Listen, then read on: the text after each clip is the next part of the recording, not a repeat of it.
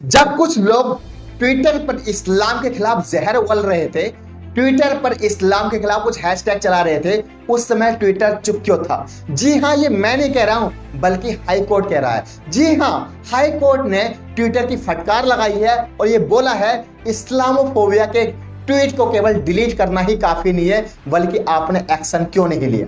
पूरा मामला क्या है? सोशल मीडिया पर धार्मिक उन्माद फैलाने के लिए और किसी भी धर्म के खिलाफ एक डर फैलाने के लिए कुछ हैशटैग चलाए गए, जहां सीधे तौर पर इस्लाम को टारगेट किया गया।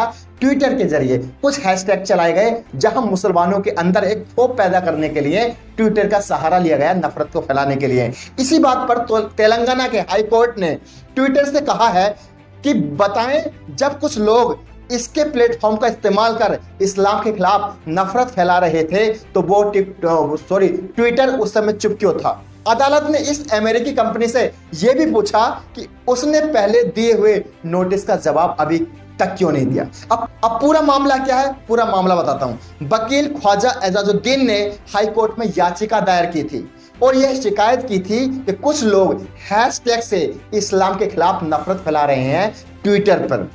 इसके लिए ट्विटर का इस्तेमाल किया जा रहा है। ट्विटर इन्हें रोकने के लिए कुछ भी नहीं कर पा रहा है, यानी ना ही तो ट्विटर ने उनके अकाउंट को डिलीट किया, ना ही उस हैशटैग को डिलीट किया गया।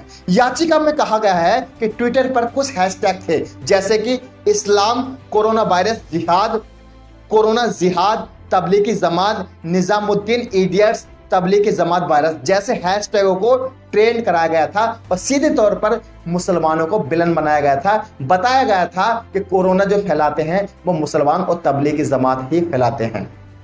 इस मामले में निशाने पर जो आए थे मुसलमान आए थे, जबकि आपको पता होगा पीएम मोदी ने क्या कहा था कि किसी भी धर्म का विशेष कोरोना से मतलब नहीं है, यानी कोरोना किसी भी धर्म को देखकर नहीं आता है, ऐसा हमारे मोदी जी ने कहा था। लेकिन ट्विटर पर लगातार 3 महीने लॉकडाउन के पीरियड इस्लाम को बदनाम किया गया, इस्लाम के खिलाफ एक नैरेटिव तैयार किया गया। यहां तक आपको पता होगा जाहिल जमाती भी ट्रेंड कराया गया था। लेकिन आपको पता होगा वही गोदी मीडिया ने भी एक नैरेटिव तैयार किया था। लेकिन इसके बाद सोशल मीडिया और मुख्य धारा की मीडिया के एक बड़े हिस्से ने इस तरह की सामग्री चलाई जिससे कि देश में कोरोना फैलने के लिए सिर्फ मुसलमान जिम्मेदार है। यह भी कहा गया कि मुस्लिम संगठन जानबूझकर ऐसा कर रहा है। यहां तक भारतीय जनता पार्टी के कुछ प्रवक्ताओं ने खुलेआम यह भी कहा कि कोरोना के लिए मुसलमान जिम्मेदार हैं और वे अपने कहने पर टिके रहे।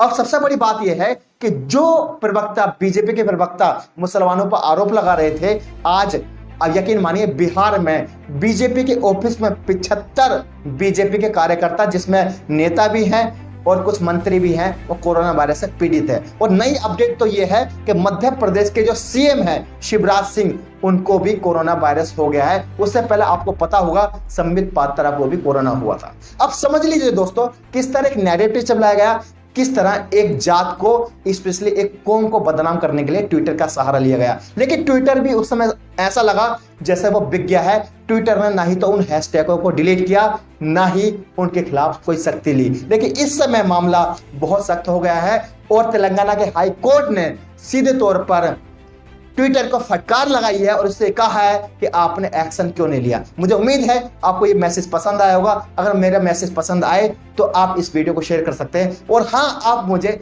इंस्टा पर भी फॉलो कर सकते हैं और इंस्टा पर आप कोई भी सवाल करते हैं तो यकीन मानिए 24 घंटे के अंदर आपको जवाब जरूर मिल जाएगा। मिलता हूं नई वीडियो के साथ, तब तक के लिए जय।